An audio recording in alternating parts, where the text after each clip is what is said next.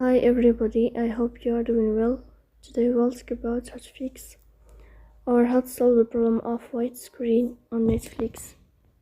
You will click on settings.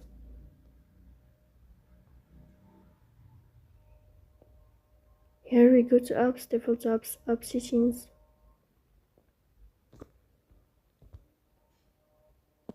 Here you will search about Netflix. Then we click on first stop and you will click OK. Here we go to storage. Then we click on clear cache. After that you will turn off your Wi-Fi and you will turn on your Wi-Fi again to fix that problem. So that's all. Don't forget to purchase by like and subscribe. See you next time in another video and thank you for watching.